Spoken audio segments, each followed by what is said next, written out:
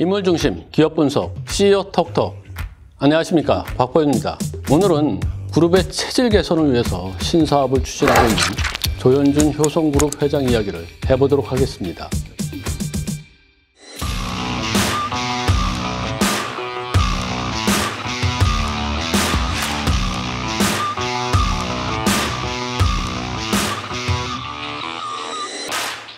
네, 조현준 회장은 수소, 탄소섬유 이렇게 첨단 소재에 관련된 신사업을 추진하겠다는 그런 계획들을 발표했었습니다. 그래서 오늘은 구체적으로 효성이 왜 이와 같은 신사업을 추진해야 되는지, 또 그리고 그 과정에서 넘어야 될 리스크는 어떤 것이 있는지, 조현준 회장이 이것들을 어떻게 극복해 나갈지, 이와 같은 이야기를 좀 해보도록 하겠습니다. 비즈니스 포스트의 강윤규 기자가 자리를 함께 했습니다. 안녕하세요. 비즈니스 포스트 강윤규 기자입니다. 네, 강윤규 기자. 요즘 그 에너지 업계에서 가장 뜨거운 게 바로 신재생 에너지. 그 중에서도 이제 수소 에너지거든요. 그래서 효성그룹도 이제 수소 사업을 추진하고 있는 걸로 알고 있는데, 구체적으로 조현준 회장의 수소 사업 전략, 이건 어떻게 되나요? 네, 조현준 회장은 효성그룹의 주력 계열사 4개 가운데 효성 TNC를 제외한 3개 계열사의 신사업을 모두 수소에서 찾고 있습니다. 효성그룹이 여러 신사업들을 추진하고 있는데 수소는 그 중에서도 핵심이라고 할 수 있습니다. 조현준 회장의 효성 수소 전략을 쉽게 표현하자면 밸류체인의 구축입니다. 일반적으로 에너지 사업의 밸류체인에서 생산 단계를 업스트림, 저장 및 운송 단계를 미드스트림, 활용 단계를 다운스트림이라고 표현하는데, 조현준 회장은 효성그룹의 3개 계열사를 모든 밸류체인의 스트림 단계에 고르게 포진시켰습니다. 효성화학이 수소의 생산을, 그리고 효성 첨단 소재가 수소 저장 용기를 만드는 데 쓰이는 탄소 섬유의 생산을, 그리고 효성중공업이 수소 충전소를 건설하는 방식입니다.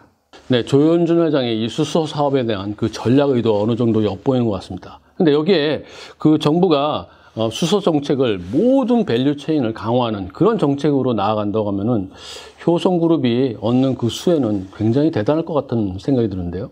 네, 맞습니다. 정부는 2020년 7월 수소위원회를 발족해서 국내 수소 산업의 육성에 나섰습니다. 국내뿐만 아니라 세계적으로 요즘 그린 뉴딜 정책이 각광을 받고 있지 않습니까? 그래서 수소가 새로운 에너지원으로 떠오르고 있습니다. 증권업계 한 분석에 따르면 유럽, 미국, 중국 이런 거대 시장에서 친환경 정책의 일환으로 수소를 내세우는 것이 수소 산업화를 앞당기고 있는 것으로 파악됩니다. 네, 그렇군요. 그 수소 시장이 어쨌든 세계적인 트렌드로 이제 개화할 거다, 계속 성장할 거다, 이런 게 있는데, 수소를 뭐 생산만 하면 대화되는 게 아니에요. 아까 얘기한 것처럼 뭐 밸류체인에서 어쨌든 만들고 이걸 또 용기에다 담고 또 운반하고 또 사용하는 데 또 여러 가지 작업도 필요하고, 이런 것들을 쭉 보면은 그 과정에서 저장 용기를 만들거나 이런 데서 탄소 섬유가 굉장히 중요하게 쓰인다, 이런 그 분석을 좀 봤거든요. 어떤가요? 아마 조현준 회장도 그렇게 생각하고 있을 것으로 보입니다. 조현준 회장은 탄소 섬유의 가능성은 무궁무진하며 탄소 섬유를 사용하는 전방 산업의 가능성 또한 무궁무진하다. 탄소 섬유가 산업 소재의 패러다임을 어디까지 바꿀 수 있을지 그 끝을 단언하기 어렵다. 이런 말로 탄소 섬유의 확장성을 강조하기도 했습니다. 네, 그렇군요. 그 제가 기억하기로는 조현준 회장이 그 탄소 섬유 투자 계획 이거 발표했던 게 2019년이었거든요. 그때 굉장히 회자가 됐었습니다. 그때 보면은 효성 첨단 소재에서 탄소 섬유 생산량을 기존에 2,000톤에서 심지어 24,000톤까지 증설하겠다. 그리고 이제 2028년까지 1조 원의 거금을 투자하겠다. 이제 이런 계획을 내놨거든요. 그래서 이제 그때 문재인 대통령이 당시 그 전주에 있는 효성 첨단 소재 이 탄소섬유 공장을 좀 방문도 했었어요. 그런데 뭐 세계적으로 이 수소 산업의 전망이 굉장히 밝다, 이렇게 얘기하지만 뭐 사업이 만들어 놓으면 다 팔리고 뭐 꼭 이런 건 아니거든요. 뭐 경쟁자도 많고, 그리고 그 기업의 특이한 상황도 있고 뭐 이럴 수 있으니까 그 효성그룹의 이 수소 사업이 어떤 리스크가 있을 수도 있어요. 자, 이거는 어떻게 좀 저희들이 파악할 수 있을까요? 조현준 회장이 말한 계획대로라면 효성 첨단 소재는 1년에 1,000억 원씩 10년을 꼬박꼬박 꾸준하게 탄소 섬유 증설에 투자를 해야 됩니다. 저는 이 투자의 부담이 효성그룹 수소 사업에 있어서 리스크라고 생각을 합니다. 지금 중요한 사업이고, 그 다음에 계속 전망도 밝고, 그리고 큰 규모가 필요하니까 어쨌든 투자가 들어가야 되는 건 뭐 당연한데, 리스크가 있다. 그럼 뭐 돈이 없다는 얘기인가요? 네, 맞습니다. 효성 첨단 소재의 재무제표를 살펴보면 2020년 3분기 말 기준으로 현금 보유량이 689억 원에 지나지 않습니다. 해마다 투자금을 직접 벌거나 또는 외부에서 조달을 해야 됩니다. 일단 투자금을 직접 벌 수 있을지부터가 문제입니다. 효성 첨단 소재는 2019년에 순손실 529억 원을 받고 작년에는 3분기까지 누적 순손실이 223억 원입니다. 그렇게 이제 적자를 보고 있으면은 결국은 이제 효성 첨단 소재가 외부에서 이러한 자금들을 끌어오는 이 방법밖에 없겠네요. 그것도 쉽지가 않은 상황이라고 생각이 됩니다. 작년 3분기 말 기준으로 효성 첨단 소재는 부채 비율이 547.9%였습니다. 현금이 생기면은 투자를 하기보다 오히려 지금 당장의 재무 구조를 안정화하는 데 쓰이는 것, 이것이 먼저일 수도 있습니다. 효성 첨단 소재뿐만 아니라 효성그룹의 주력 4개 계열사들은 모두 재무적 리스크를 안고 있습니다. 조현준 회장은 내년까지 독일 린데그룹과 3천억 원을 투자해서 효성화학의 울산 용현 공장에 액화수소 생산 공장을 짓는 투자 계획을 내놨는데요. 효성화학의 부채 비율도 457.3%, 투자 자체가 부담이 되는 상황입니다. 어쨌든 이제 신사업의 계획은 내놨으니까 뭐 이 투자금을 어디서 어떻게 이렇게 마련하느냐. 이것이 이제 효성의 미래 수소 산업을 좌지우지할 수 있는 그런 관건이 되겠네요. 조현준 회장은 효성그룹의 지주사인 효성의 자금력을 활용하려는 것으로 보입니다. 효성의 현금 보유량은 1,543억 원, 많은 정도까지는 아니지만 2020년 3분기 말 기준으로 재무제표에 매각 예정 재산이 2조 4천억 원어치 잡혀 있습니다. 문제는 조현준 회장의 투자 계획이 수소만 있는 게 또 아니라는 겁니다. 효성중공업의 신사업인 데이터센터, 효성 TNC의 스판덱스 증설, 효성화학의 베트남 가스화학 설비, 앞으로 자금이 투입되어야 할 사업들이 좀 많이 있습니다. 네, 쉽게 말하면은 이제 돈을 쓰겠다고 판은 굉장히 크게 벌려놨는데 거기에 들어갈 돈을 어떻게 마련할지 좀 막막하다 이런 상황인 것 같거든요. 자, 그러면 끌어들이는 돈도 뭐 필요하겠지만 어쨌든 지금 제일 중요한 거는 이 주력 계열사들이 돈을 벌고 있어야 되겠네요. 뭐 많이 벌어야 될 텐데 버는 상황은 좀 어떤가요? 효성 첨단 소재를 예로 들면 현재 탄소 섬유로 만든 수소차용 수소 용기의 샘플을 현대차에 보내서 지금 품질 테스트를 받고 있습니다. 이 테스트를 무사히 통과하고 현대차라는 거대 기업을 고객사로 확보할 수 있다면 앞으로 돈을 버는 일 자체는 상당히 수월해질 수 있다. 이렇게 말씀드릴 수 있겠습니다. 또 효성중공업을 예로 들면 국내 전력기기 시장을 넘어서 미국이나 북유럽 이런 신시장으로 진출할 준비를 좀 하고 있고요. 효성화학 같은 경우에는 주력 생산품인 폴리프로필렌이 코로나19 시대를 맞아서 마스크용 수요가 좀 늘고 있습니다. 계열사들이 수익을 내서 투자금을 마련할 길이 아예 없는 것은 아닙니다. 그렇죠. 뭐 그렇게 잘 벌고 있으면 뭐 상관없겠지만 그래도 계열사들의 이 수익 창출 능력이 좀 떨어지면은 이런 재무적 리스크가 더 악화될 수 있는 그런 위험도 있거든요. 그래서 어쨌든 그 조현준 회장이 재무적 리스크로 볼 때는 굉장히 위험이 큰 그런 도전을 하고 있는 게 아닌가 이런 생각이 드는데 그 상당히 지금 내놓은 계획들이 굉장히 공격적이거든요. 자, 조현준 회장이 이렇게 공격적으로 나서는 그 이유가 있나요?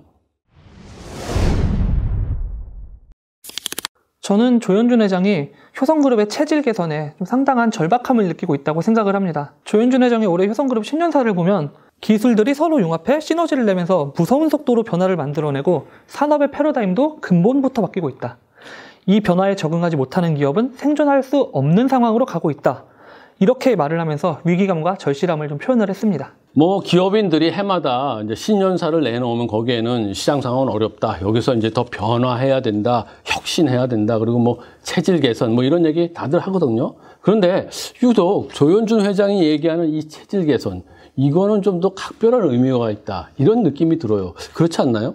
효성그룹이 여러 가지 사업들을 하고는 있지만 주력 사업은 결국 화학 또는 중공업 이런 고전적 산업 중심이기 때문입니다. 그나마 탄소섬유나 폴리케톤, 아라미드 이런 효성 첨단 소재가 진행하는 신소재 사업들은 미래 전망이 밝은 편입니다만 사업 규모가 아직 큰 편이 아닙니다. 효성 첨단 소재도 결국 주력은 타이어 코드 사업입니다. 지금 그 효성 첨단 소재 그 타이어 코드를 말씀하셨는데 제가 알기로는 그 효성 TNC의 이 스판덱스 이것도 글로벌 1위로 알고 있거든요. 그렇지 않나요? 맞습니다. 다만 효성 첨단 소재 타이어 코드나 효성 TNC의 스판덱스 이 두 사업이 모두 미래에도 효성그룹의 대표 상품으로 남기 위해서는 변화가 혹은 어떤 동력이 필요합니다. 효성 TNC의 스판덱스는 라이크라와 같은 후순위 사업자들의 추격을 받고 있는데요. 이 추격자들은 모두 거대한 중국 자본을 등에 업고 있습니다. 효성 첨단 소재의 타이어 코드는 전방 산업인 모빌리티 시장이 친환경차 중심으로 좀 전환하는 어떤 흐름 속에 있습니다. 그리고 제가 볼 때 이제 이런 면도 있어요. 그 조현준 회장이 최근에 그 스판덱스 사업에서 재활용 그 화학섬유 리젠이라고 하는 그런 브랜드인데 이거를 만들고 있는데 친환경 제품에 공을 들이고 있는 게 아닌가 이런 생각이 들거든요. 보면 지금 세계적으로 다 이 친환경 관련된 제품들을 만드는 게 트렌드로 이제 자리 잡고 있어서 효성도 이런 움직임에 발맞추는 게 아닌가 이런 생각이 들거든요. 효성 첨단 소재의 타이어 코드에서도 마찬가지입니다. 전기차와 같은 친환경차는 기본적으로 내연기관차보다 무게가 더 무거운 만큼 타이어의 강도도 높아야 합니다. 효성 첨단 소재는 이런 흐름에 발을 맞춰서 기존의 폴리에스터 타이어 코드보다 더 강도가 센 아라미드를 활용한 타이어 코드를 연구하고 있습니다. 네, 그렇군요. 이렇게 조현준 회장이 수소 산업 그리고 또 친환경 제품 여기에 이제 공을 들이고 있는 것이 모두가 이 산업의 패러다임이 이제 바뀌고 있는 이 상황에서 시장에서 살아남겠다 이런 의지로 보이고 효성이 원래 이 올드한 게 굉장히 많거든요. 그래서 이걸 좀 탈바꿈 시켜야겠다 뭐 이런 의지라고 생각이 되네요. 네, 다만 이런 변화를 이끌어야 하는 조현준 회장의 어깨가 좀 많이 무거울 것으로 생각이 됩니다. 효성그룹 안에서 조현준 회장의 리더십은 절대적이다라고 할 만큼 강력하기 때문입니다. 아니 그 조현준 회장의 리더십이 도대체 어떻길래 절대적이다 이런 표현을 쓸 정도인지 굉장히 궁금하네요. 효성그룹은 다른 기업 집단들과 비교해서 계열사 대표이사들의 그 권한이 다소 제한적이다 이런 재계 평가를 받고 있습니다. 효성그룹은 계열사 대표이사들이 경영과 관련해서는 자율성을 부여받고 있지만 사업 전략과 관련해서는 조현준 회장이 모두 틀어지고 관리하는 형태로 굴러가고 있기 때문입니다. 아 그래요? 그 최근에 그 경영의 흐름을 보면은 서번트 리더십이 굉장히 필요하다 이런 트렌드거든요. 그러니까 실무자들이 최대한 자율성을 발휘해서 일을 해 나가고 그리고 리더는 이제 뒤에서 뒷받침을 해주고 이런 리더십이 필요하다 이런 얘기가 나오는데 지금 조현준 회장의 리더십은 중앙 집권적이고 오히려 막 제왕적이고 뭐 이런 리더십이란 말이죠. 맞습니다. 조현준 회장의 강점으로 꼽히는 해외 사업에서 이런 점이 잘 드러납니다. 전략의 기초부터 조현준 회장이 직접 주관한 뒤에 조현준 회장이 직접 해외 고위 관계자를 만나서 사업에 물꼬를 틉니다. 이후 조현준 회장이 최종 결정을 내리면 그때 계열사의 해외 진출이 이루어집니다. 말만 들어서는 구체적으로 좀 감이 안 오거든요. 한번 사례를 들어봐 주죠. 효성그룹의 ATM 계열사인 효성 TNS의 멕시코 시장 진출이 좋은 사례입니다. 멕시코 정부는 정부가 지급한 복지카드로 국민들이 ATM에서 직접 현금을 찾도록 하는 이 루랄 프로젝트를 추진하고 있었습니다. 조현준 회장이 2018년 초부터 이 사업에 필요한 ATM을 수주하기 위한 영업전을 좀 진두지휘했다 이렇게 얘기를 하는데요. 이 사업이 결국 굉장히 잘 풀려서 효성 TNS가 루랄 프로젝트에 필요한 ATM 8천여 대를 모두 수주했습니다. 이 과정에서 재미있는 에피소드도 하나 있습니다. 아 그래요? 어떤 일이 있었었는데요? 조현준 회장은 오브라도르 대통령이 야구 광이라는 사실을 좀 미리 알고 그 텍사스 레인저스에서 뛰고 있는 추신수 선수의 사인이 담긴 야구 방망이를 들고 가서 오브라도르 대통령한테 선물을 했습니다. 오브라도르 대통령이 기분이 좋았는지 방망이를 들고 타격 자세를 취하자 그걸 바라보던 조현준 회장이 한바구음을 짓던 장면이 사진으로 남았습니다. 어쨌든 뭐 회장이 직접 뛰어서 그런 리더십의 좋은 결과다. 뭐 이렇게 볼 수 있겠네요. 네, 조현준 회장은 효성그룹에서 섬유, 무역, 정보통신, 전략 뭐 이런 다양한 부분들을 골고루 돌면서 경험을 쌓았는데요. 조현준 회장이 좀 중앙 집권적 리더십으로 효성그룹을 이끌 수 있는 것도 이런 다양한 경험 덕분이다. 뭐 이런 평가도 있습니다. 네, 잘 알겠습니다.